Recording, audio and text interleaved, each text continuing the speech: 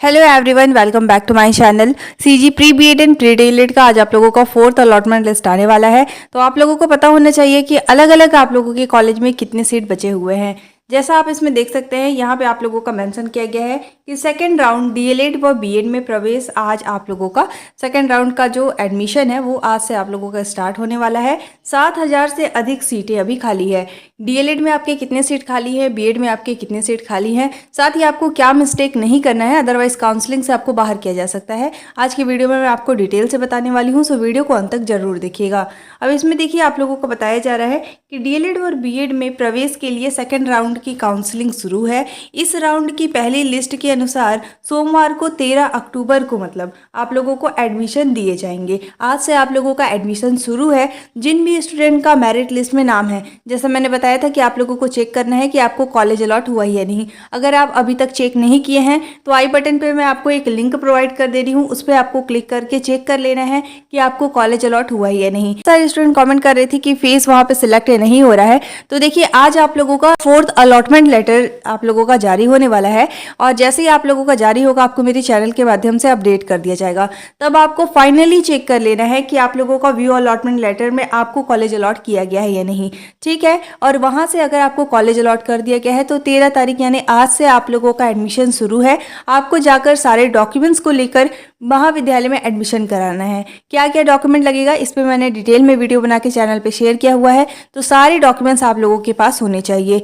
मैं डिस्क्रिप्शन में बहुत ही इंपॉर्टेंट लिंक को शेयर कर दूंगी, जैसे आप लोगों का क्या क्या डॉक्यूमेंट लग रहा है, साथ ही जिन स्टूडेंट को मेरिट लिस्ट में शामिल नहीं किया गया है उनको अब क्या करना चाहिए, सेकंड काउंसलिंग में आपको क्या मिस्टेक नहीं करना है, तो वो वीडियो आप देख लीजिएगा। डिस्क्रिप्शन में इसका लिंक मैं प्रोवाइड कर दूंगी, ठीक है। तो आज से आप लोगों का एडमिशन शुरू है। व्यू अलॉटमेंट लेटर वाले ऑप्शन में जाकर आपको चेक करना है कि आप लोगों को कॉलेज अलॉट हुआ है या नहीं। जो आप लोगों का 9 तारीख को मेरिट लिस्ट जारी किया गया था वो ओनली आप लोगों का ऑब्जेक्शन या फिर दावा आपत्ति के लिए जारी किया गया था। इसके बाद आज आप लोगों का फाइनल लिस्ट देखने को मिलेगा, ठीक है।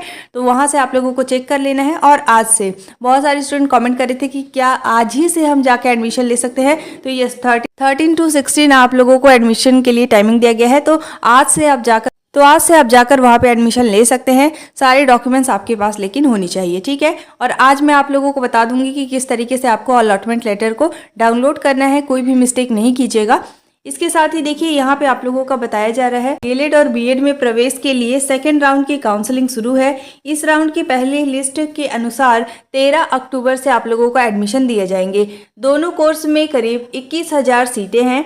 पहले चरण की काउंसलिंग के बाद 7,000 से अधिक सीटें अभी खाली है। किसमें कितने खाली हैं यह भी हम आगे देखने वाले हैं। इधर द्वितीय चरण की काउंसलिंग में भी 3 मेरिट लिस्ट जारी होंगे।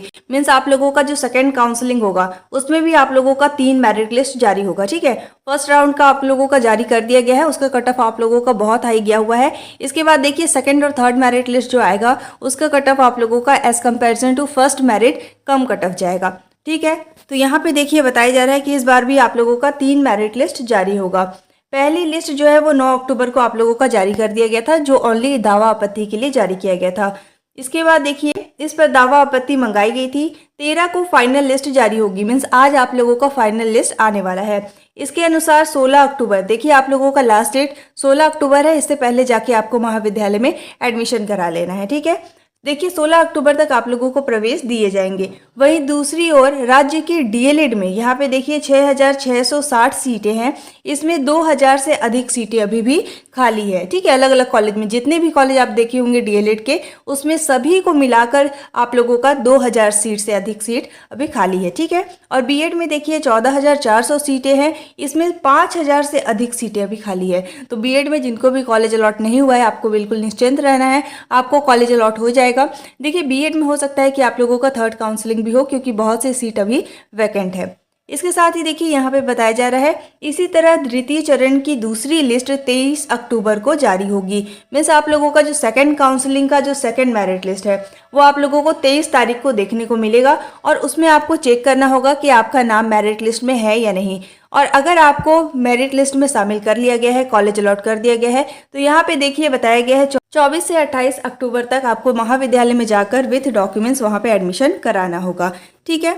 इसके बाद देखिए इसी राउंड में तीसरी लिस्ट जो है वो आप लोगों का 30 तारीख को जारी होगा। ये ओनली आप लोगों का ऑब्जेक्शन के लिए, मतलब दावा आपत्ति के लिए जारी किया जाएगा। इसके बाद फिर 31 अक्टूबर से 6 नवंबर तक एडमिशन दिए जाएंगे। ये आप लोगों का लास्ट काउंसलिंग रहेगा। जैसे देखिए सेकेंड काउंसलिंग होगा तो उसमें आप लोगों का जो लास्ट मेरिट लिस्ट है वो 30 तारीख को जारी होगा और 31 से 6 नवंबर तक जाकर आपको वहाँ पे एडमिशन लेना होगा। इसके बाद देखिए सीटें खाली रहने पर तीसरे चरण की काउंसलिंग भी हो सकती है, हालांकि इसके लिए अभी शेड्यूल जारी नहीं किया गया है।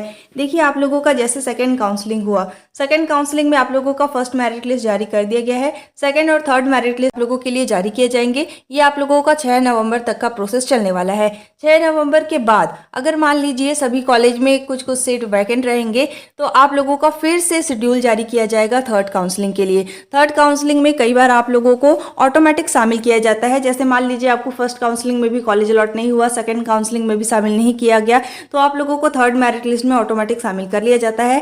कई बार देखिए आप लोगों का प्रोसीजर चेंज भी होता है कि आप लोगों को सभी को काउंसलिंग कराना होता है और वहाँ पे कई बार ऐसे भी देखने को मिलते हैं कि आप लोगों को काउंसलिंग कराना होता है, फीस पेमेंट करना होता है। इसके बाद ओनली एक कॉलेज जिसमें भी आप एडमिशन लेना चाहते हैं, एक कॉलेज को आपको सिलेक्ट करना होता है। ठीक है, इस तरीके से आप लोगों को प्रोसेस देखने को मिलते हैं।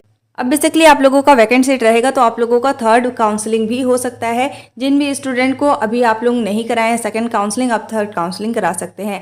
थर्ड काउंसलिंग के लिए आप लोगों का SCERT की तरफ से अलग से नोटिफिकेशन जारी किया जाएगा और उसमें ही प्रोसेस बताया जाएगा कि किस तरीके से आप लोगों का थर्ड काउंसलिंग होने वाला है। ठीक है, और साथ ही देखिए बहुत सारे स्टूडेंट का ये भी कॉमेंट आ रहा था कि ओपन काउंसलिंग होगा या नहीं।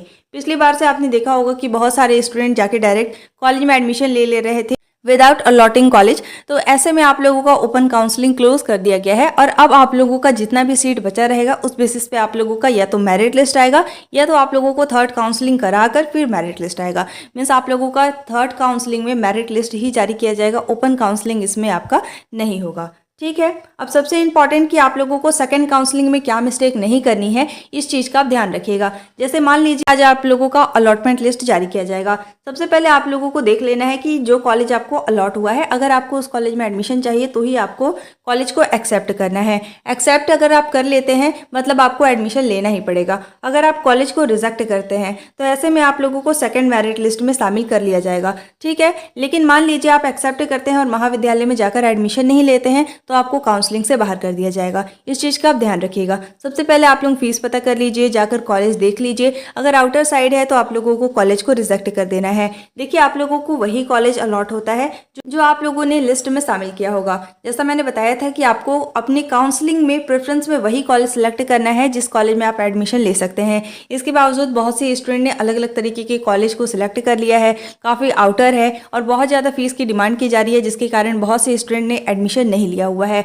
तो मैंने आपको बताया था कि प्रेफरेंस में आपको वही कॉलेज को सिलेक्ट करने हैं, ज़्यादा कॉलेज को सिलेक्ट नहीं करने हैं, 3 से 4 कॉलेज को सिलेक्ट करने हैं और ऐसे कॉलेज को सिलेक्ट करना है जहाँ पे आपको एडमिशन चाहिए। अगर आपने वही कॉलेज सिलेक्ट किया है तो आपको अगर अलॉट हो जाता है तो आपको जाकर वहाँ पे एडमिशन ले लेना है। अब अगर हम बात करें कि आप लोगों का कट ऑफ हाई जाएगा या फिर कम, तो देखिए आप लोगों का जो फर्स्ट मेरिट लिस्ट है उसका कट ऑफ आप लोगों का हाई गया हुआ है, लेकिन सेकेंड और थर्ड का जो आप लोगों का कट ऑफ है वो कम जाएगा। लेकिन देखिए अगर मान लीजिए बहुत ही ज़्यादा आपका नंबर कम है तो ऐसे में आप लोगों को सिलेक्शन मिलना थोड़ा मुश्किल है। बाकी ये कॉलेज टू कॉलेज डिपेंड करता है। अगर किसी कॉलेज का कट ऑफ डाउन जाएगा जो आपने सिलेक्ट किया हुआ है तो उसमें आप लोगों का नाम आ सकता है। ठीक है, तो अभी आप सभी को वेट कर लेना है और इसके बाद अगर थर्ड काउंसलिंग होता है तो उसका आपको मेरे चैनल के माध्यम से अपडेट कर दिया जाएगा।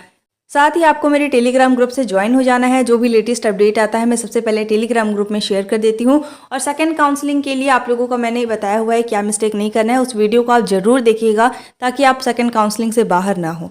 Thank you so much for watching. If you liked my video, don't forget to like, subscribe and share. You all have to join our Telegram group for the latest update. Thank you.